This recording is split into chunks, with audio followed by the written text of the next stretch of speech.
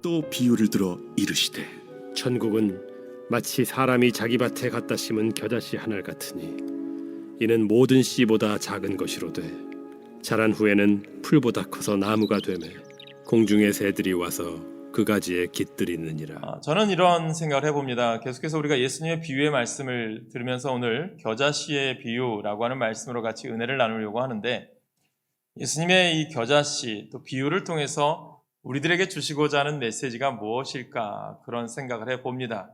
바로 작은 것 하나라도 소중히 여기시고, 또 작은 것이라도, 작은 마음이라도 그 안에 무엇이 담겨 있느냐에 따라 또 성장하기도 하고 또 그렇지 않기도 한다라는 것을 깨닫게 됩니다. 교회를 돌아보면서 그런 생각을 해봅니다. 항상 말없이 헌신하는 분들이 계셔서 감사하더라고요. 보면 차 운전해 달라고 하셔도 마다하지 않고 또 시켜주셔서 감사하다라고 감당해 주시는 장로님이 계시고, 또 주중에 추운 날씨 눈도 많이 오면 또 교회 쓰레기가 쌓일 것 같아서 또 버리러 오시고, 또 눈 때문에 우리 새벽이든 또 교회 나오시는 분들이 넘어질까봐 또 이렇게 눈 쓰려고 나오시는 분들이 계셔서 또 진심으로 감사를 드립니다. 또 더운 날씨에도 교회에 또 풀이 많으면 뽑으려고 나오시는 분들, 그분들의 헌신과 섬김이 하나님 안에서 교회를 부흥시키고 하나님의 일을 감당하게 하시는 능력이 되지 않나 생각해 봅니다.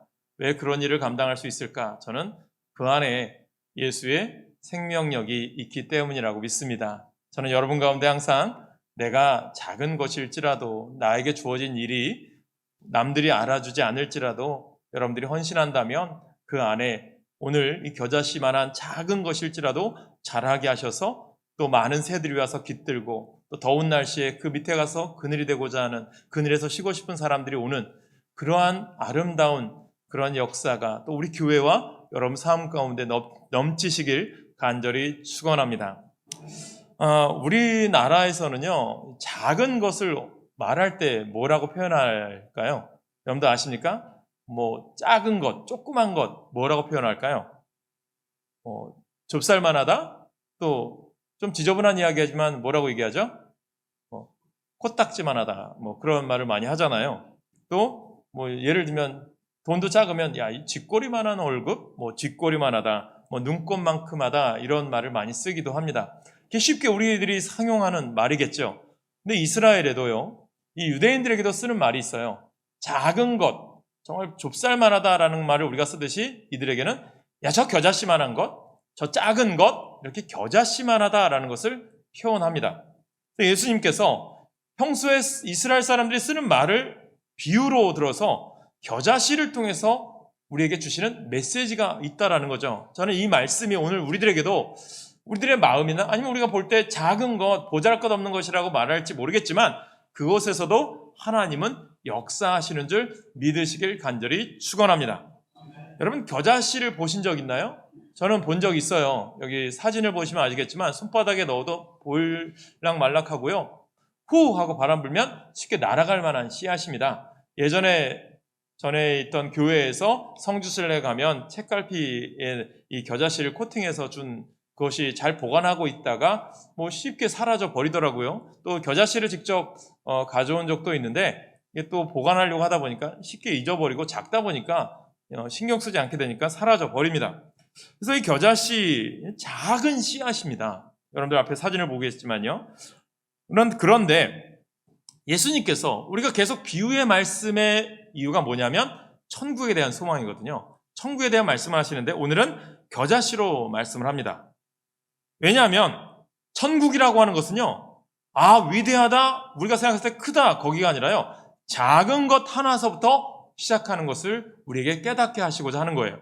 우리의 믿음도 작을 수 있어요. 우리가 시작할 때는 미약할 수도 있어요. 그러나 그 안에 예수가 있다면, 여러분 가운데 예수 그리스도의 능력이 있다면 그 작은 것도 자라게 하셔서 쓰시게 하는, 그 작은 것도 크게 하셔서 역사하시는 힘이 여러분 가운데, 주님 가운데 있을 줄 믿으시길 간절히 축원합니다.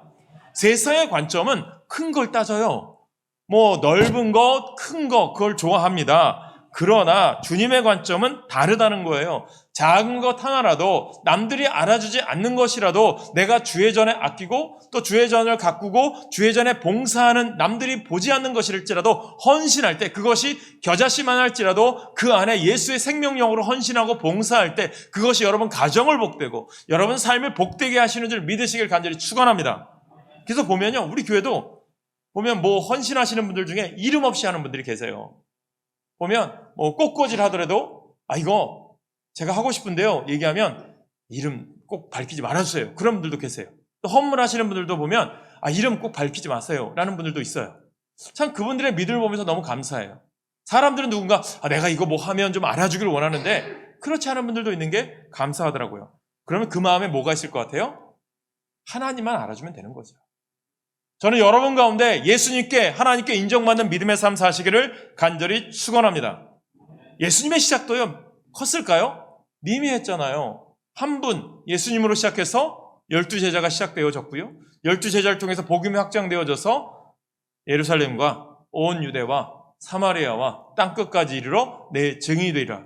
또한 사도 바울을 통해서 로마와 지금의 터키지요, 소아시아 이 지역에 복음이 들어가는 역사가 일어나는 것을 보지 않습니까? 작은 시작 하나가 하나님의 역사를 이루시는 줄 믿으시길 간절히 축원합니다. 여러분들도 내가 아무리 작을지라도 내 믿음이 주님 안에서 이것을 쓰임받기를 원한다면 헌신할 때 하나님은 그것을 통해서 하나님의 큰 뜻을 이루어 가시길 간절히 축원합니다. 우리나라 사람들도 특징이 있어요. 최고를 좋아해요. 어느 마을에 어느 동네에 빵집이 있었어요. 근처에 바로 4개의 빵집이 있었는데 서로가 경쟁하는 거예요. 그래서 어느 한 집에서 현수막을 걸었어요. 대한민국에서 제일 맛있는 빵집.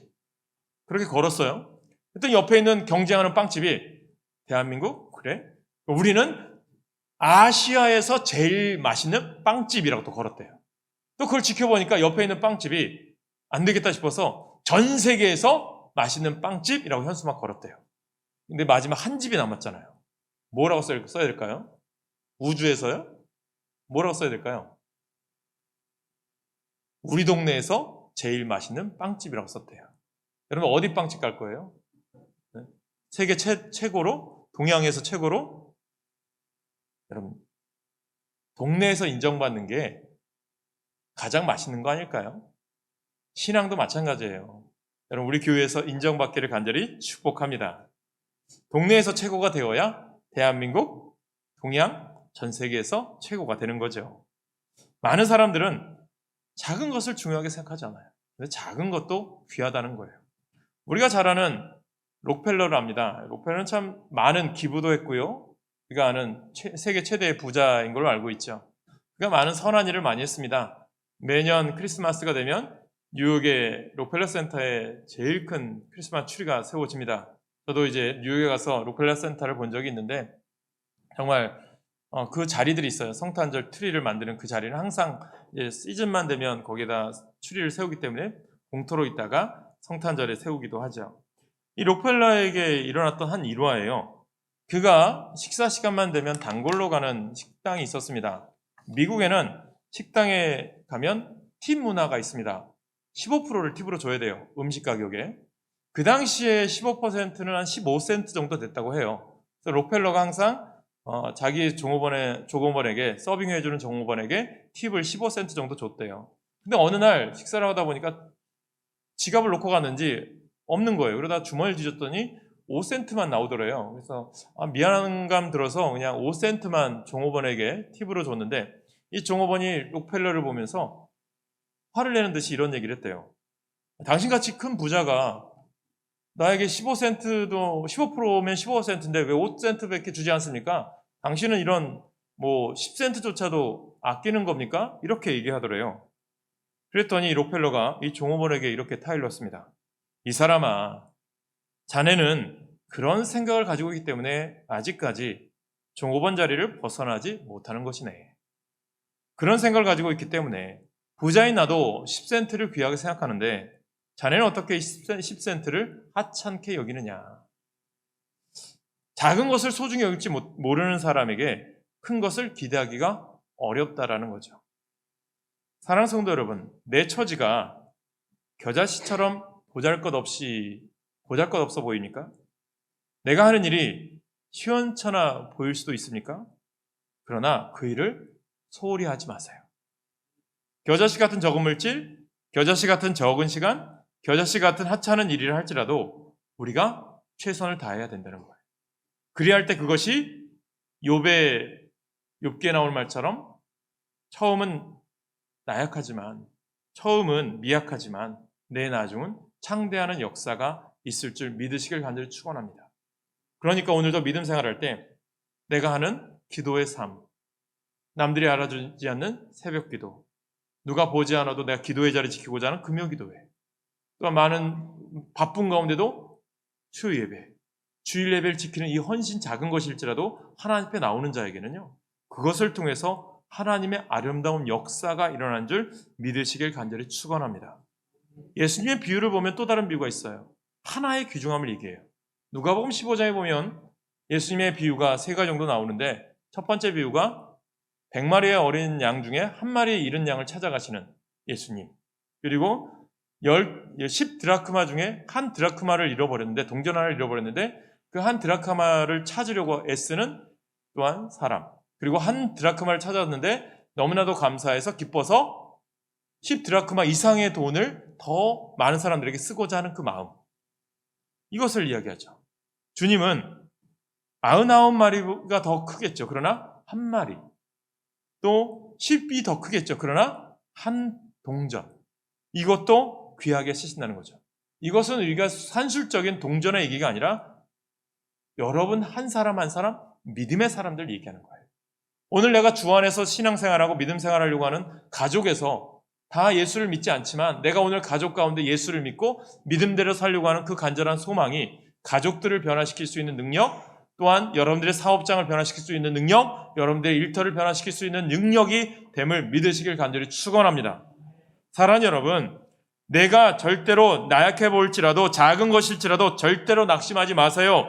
우리가 겨자씨 같은 우리의 삶을 주님께 온전히 드리면 하나님은 그 또한 역사하셔서 배가 되는 축복이 임하게 되는 줄 믿으시길 간절히 축원합니다. 예수님께서 이렇게 말씀하시죠. 누가복음 17장 21절에 보니까 하나님 나라는 볼 수 있게 임하는 것이 아니요 또 여기 있다 저기 있다고도 못하리니 하나님의 나라는 너희 안에 있느니라. 누가복음의 말씀이죠. 우리 모두는 예수 그리스도의 생명을 가진 사람들임을 믿으시길 간절히 축원합니다. 그래서 예를 들면 미국의 주일학교에서 있었던 일이에요. 어떤 일이라면 하루는 교사였던 사람이 교회를 가다가 길에서 놀고 있는 4명의 아이들을 본 거예요. 그래서 그 아이들에게 먹을 것도 사주고 그러면서 야 우리 교회 가자. 교회 가면 하나님 말씀도 배울 수 있고 간식도 있어. 이렇게 교회를 초대했어요. 그리고 나서 그 아이를 열심히 가르치고 교회를 다니게 했어요. 그리고 나서 이제 그 아이들을 열심히 신앙생활하게 하고 나서 10수년의 세월이 흘렀어요. 어느 날 이 아이들을 전도했던 이제 선생님이, 지금은 이제 나이가 많이 들으셨겠죠. 그 선생님이 생일을 맞이했어요. 그랬더니 생일을 맞이했는데 어느 이름도 잘 모르는 사람의 4명의 전보를 받게 됩니다. 4명의 전보를 받았는데 축하 전보죠. 그 4명의 아이들이 뭐냐면 자신이 복음을 전해서 교회로 인도했던 아이들이 장성을 해서 어른이 된 거죠. 그리고 아이들이 아마 이 선생님이 생각났나 봐요. 근데 전보를 보냈는데 전보를 보낸 사람 4명이 어떤 사람이냐. 첫째는 선교사가 되어서 중국에서 복음을 전하는 사람이 되었고, 두 번째 사람은 미국 연방은행의 총재가 되었고, 세 번째 사람은 백악관에서 대통령을 보좌하는 중요한 역할을 하고 있었대요. 마지막 4번째 사람은 바로 백악관의 주인이 되었다고 합니다. 미국의 31대 대통령이었던 허버트 클라크 후보 대통령이에요. 후보 하면 유명한 게 뭐냐면 미국에 관광 가시면 아시겠지만 라스베가스를 거쳐서 가는 곳이 그랜드 캐년입니다. 그랜드 캐년 넘어가다 보면 만나는 유명한 댐이 있어요. 후보댐이에요. 우리 젊은이들은 영화에서 많이 나와요. 뭐 트랜스포머에도 나왔고요. 많은 영화에서 나왔는데 후보댐입니다. 유명하죠. 사랑하는 여러분, 주 안에서 수고하고 헌신하는 것 헛되지 않아요.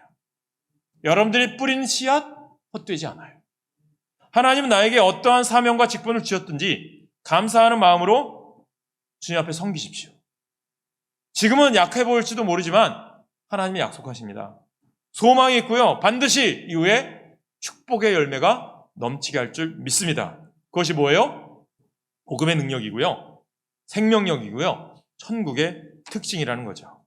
이 작은 씨앗에 있었던 게 뭡니까? 바로 생명이 있었기 때문이에요. 생명은 무한한 가능성을 가지고 있어요. 생명은 앞으로 무한한 잠재력을 가지고 있음을 우리에게 의미해 주고 있어요. 죽은 것에는요, 가능성이 없잖아요. 생명이 없는 것에는 무한한 잠재력을 찾을 수가 없어요. 그러나 겨자씨 같이 작은 것일지라도 그 안에 생명이 있으면, 오늘 우리들에게 말하면 뭘까요? 믿는 사람들 우리들에게 있어서는요, 예수가 있으면 가능합니다. 저는 여러분 가운데 예수의 생명력이 있기를 간절히 축복합니다. 예수님이 그렇습니다.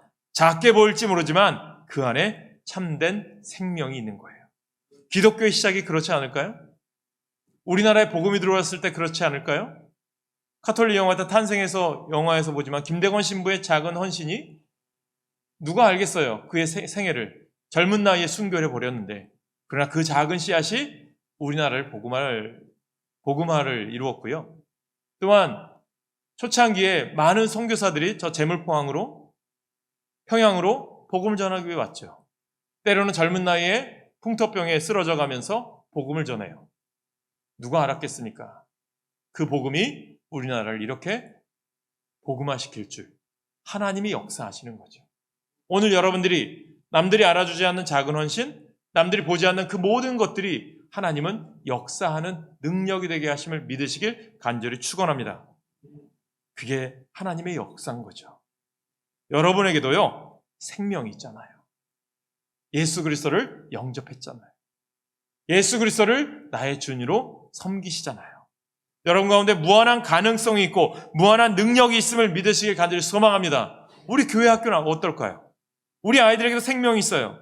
저는 우리 아이들이 분명히 이 시대를 이끌어갈 리더가 되기를 원해요. 이 시대를 변화시켜갈 주님의 자녀가 되기를 원해요.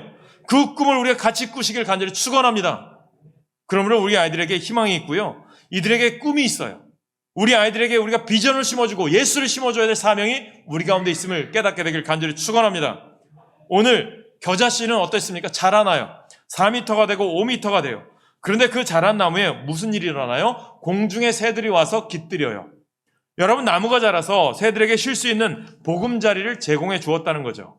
그렇습니다. 우리가 다른 사람에게 도움이 되는 사람이 되어야 할 줄로 믿습니다. 나만 잘 먹고 잘 사는 것이 아니라 다른 사람들에게 유익을 주는 사람이 되시길 간절히 축원합니다. 여러분, 어떤 사람 되기를 원해요? 복 받은 사람 되기를 원해요? 복 주는 사람 되기를 원합니까? 복 주는 사람 되십시오. 복을 받는 것으로도 만족하는 것이 아니라 복을 받았으면 그 받은 것을 흘려보낼 수 있는 축복이 여러분 가운데 있기를 간절히 축원합니다.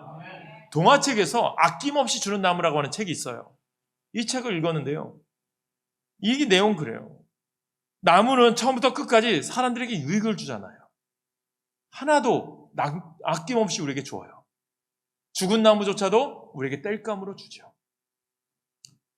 목회도 그렇고 우리 믿음의 사람들이 그런 것 같아요.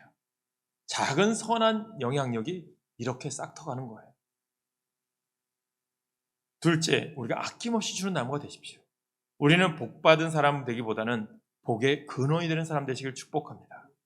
복받은 사람은 자기만 복을 받고 그치지만, 그러나 복의 근원인 사람은 나도 복을 받고 다른 사람도 나로 인하여 복을 받는 사람이 되는 거죠.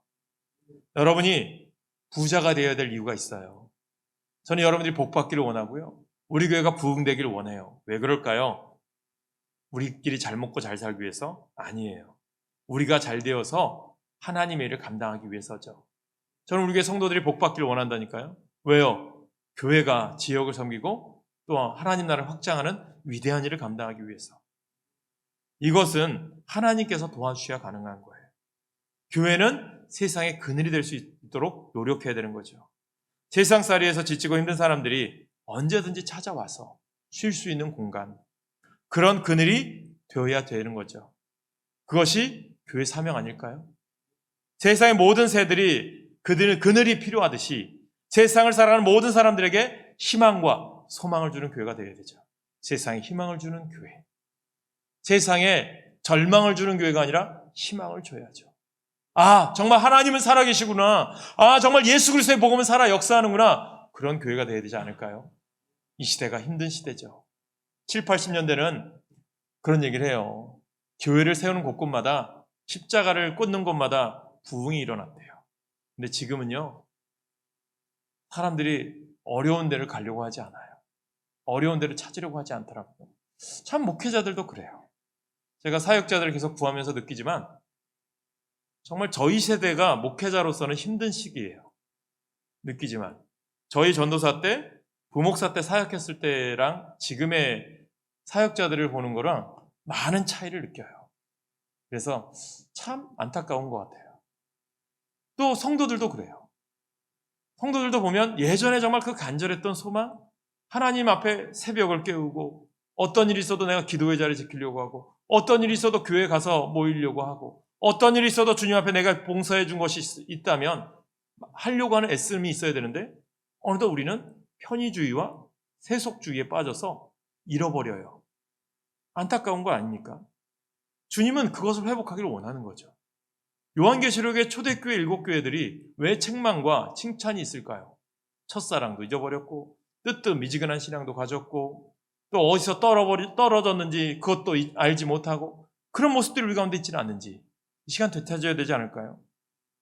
사랑하는 여러분, 오늘 예수님의 이 말씀을 통해서 우리가 다시 한번 회복해야 될 것은 예수 그리스도의 생명력이고 그 생명력을 통해서 세상에 아낌없이 줄 수 있는 나무가 되는 여러분 되시기를 간절히 축복합니다.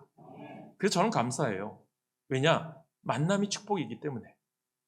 제가 전에 말씀드렸잖아요. 아낌없이 주는 목사님들을 만났기 때문에 저는 감사한 거예요. 저에게 처음에 전도사 때 가르쳐준 목사님은요. 목사는 거지 근성 버려라. 이걸 항상 가르쳐 주셨어요. 얻어먹으려고 하는 것에 익숙해지지 말고 작은 거 있어도 베풀며 살아라. 그걸 배웠고요. 또 노년에 은퇴하신 목사님은요. 자신이 시골교회에서 받은 작은 은퇴금을 선교사를 위해 헌금하고 아무것도 없이 빈털터리로 은퇴하셨고 자신이 받은 응급비조차도 아끼면서 자신이 모아서 아들이 목회하는 곳에 시드머니로 해서 교회 건축에 헌금을 해버려요. 마지막에는 말씀드렸잖아요. 전에도 자신의 육신마저도 병원에 기증하셔서 의사의 다음에 의사들을 위해서 몸까지 드렸어요. 그분의 장례식까지 다 보았어요.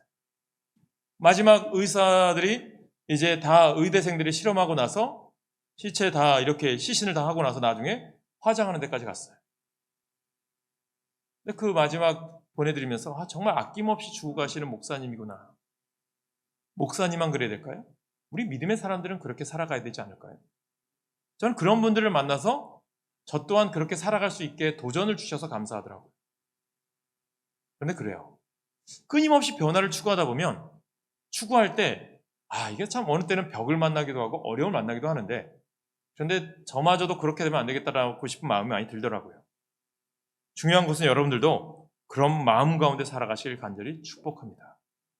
제가 좋아했던 작가예요. 헤르만 헤세라고 하는 작가죠. 노벨 문학상까지 받은 분인데 이분의 책을 많이 읽었습니다. 데미안이라고 하는 책도 읽었고요. 또 많은 책들을 읽었는데 이분의 책 중에 하나가 어거스터스라고 하는 작품이 있어요. 이 책의 내용이 뭐냐면 아이를 낳지 못하는 부모가 있었어요. 근데 어렵사리 아이를 가졌는데 이 아이의 이름이 어거스터스입니다. 그가 태어나기 전에 한 신비한 노인이 밤중에 산모에게 찾아왔어요. 그리고 이렇게 말합니다. 당신은 아들이 탄생할 겁니다. 이 아이를 탄생하는 걸 축하하는데 당신을 위해서 내가 한 가지 소원을 들어주고 싶은데 소원이 무엇입니까? 그 엄마에게 물어본 거예요. 그 어머니가 이런 얘기했습니다. 내 태중에 있는 아이가 자라면서 모든 사람들에게 사랑받으면서 자랐으면 좋겠어요. 라고 소원을 말했어요. 그 소원이 이루어졌습니다. 이 아이가 초등학교 가고 대학교 가고 장성해서 친구들로부터 부모로부터 이웃으로부터 사랑을 많이 받았어요. 그런데 사랑을 받다 보니 이 아이가 오히려 자기 중심적인 사람이 되었어요. 자기밖에 모르는 사람이 되고 이기적이고 교만한 사람이 되어버렸어요. 그는 어거스터스가 노인이 되어서 결국 사람들에게 버림을 받았네요. 그때 혼자 외로움에 있을 때 이 노인이 또 찾아왔어요. 노인이 이 어거스터스에게 물어봅니다. 당신의 삶에 만족합니까? 이 노인이 이제 고개를 절레절레 흔들죠. 아닙니다. 그래요? 내가 당신에게도 한 가지 소원을 좀 들어주고 싶은데 소원이 무엇입니까? 라고 물어봤어요. 그는 주저하지 않고 이렇게 말을 합니다. 모든 사람들에게서 사랑받으며 사는 사람이 아니라 모든 사람들을 사랑하면서 사는 사람이 되게 해 주십시오. 헤르만 헤세가 참 이런 내용들을 책을 많이 썼어요. 사랑하는 성도 여러분, 우리가 복받은 사람이 되는 것도 중요한데요. 나로 인해서 다른 사람들이 복을 누리며 살아가는 존재가 되시길 간절히 축복합니다. 사랑을 받기보다 베풀어 주고, 위로받기보다 위로해 주고, 섬김을 받기보다는 섬기면서 살아가는 사람이 진정으로 축복된 사람이에요. 저는 그래서 우리 교회 분들에게 감사하죠. 보이지 않게 헌신하는 분들, 나타나지 않게 또 말 없이 헌신하는 분들이 계셔서 저는 항상 그분들에게 말로 표현하지 못할 때도 있지만 정말 감사해요. 또 그분들 위해서 기도하게 되고. 사랑하는 여러분, 우리 교회는요, 겨자씨 같은 교회 같아요. 그러나 분명히 우리 교회를 통해서 하나님이 역사하실 줄 믿어요. 그게 저의 기도고 저의 소망이고 기대예요. 왜냐하면 하나님의 생명의 말씀이 오늘 우리 가운데 살아 역사하잖아요. 여러분이 말씀으로 살아있고 성령님이 우리 안에 살아 역사하기 때문에 무한한 가능성을 가지고 있기 때문입니다. 우리 교회는 성장할 거예요. 왜 성장해야 합니까? 세상에 지쳐있는 사람들, 세상 사람들에게 희망과 소망과 아름다운 일을 감당하기 위해서, 나눌 수 있기 위해서예요. 여러분들이 드려지는 예물, 헌금 누구를 위해 쓰여져요? 교회를 위해서 쓰여지죠. 그러나 저는 다음 세대, 또 우리 교회 이웃을 위해서 쓰임받기를 간절히 소망해요. 그만큼 더 풍성해지기를 원하죠. 그래서 여러분들에게 새벽마다 기도해요. 우리의 성도들의 가정이 복받고 일터가 복받고 사업장이 복받기 원합니다. 그래서 우리 교회가 더 위대한 일을 감당하기 원합니다. 그게 저 기도예요. 그런데요, 이것은 하나부터 시작하셔야 돼요. 2023년도 이제 한 달을 마무리합니다. 한 달 어떻게 보내셨나요? 여러분들 계획, 준비한 거 어떻게 생각하셨나요?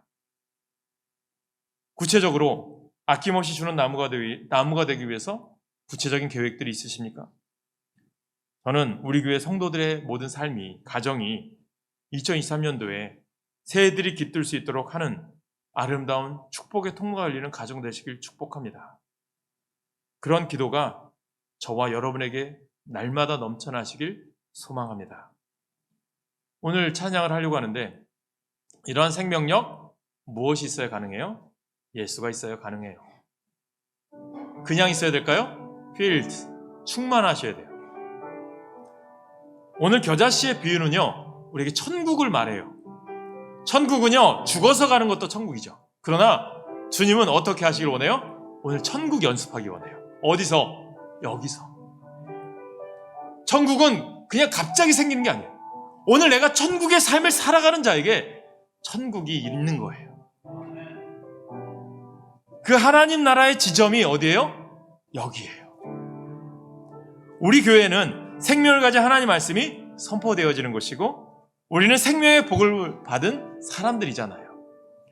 우리 교회는 이 지역에 그늘이 되어야 되지 않을까요? 힘들게 살아가는 이들을 보듬고 그늘을 내어 참된 힘을 얻게 해야 되는 게 우리 교회잖아요. 우리들이 예수님에게 몸을 맡기고 참 생명을 얻은 것처럼 생명을 살리는 역사, 참된 안식을 주는 사명을 감당하는 여러분 되시기를 간절히 소망하며 찬양할까요?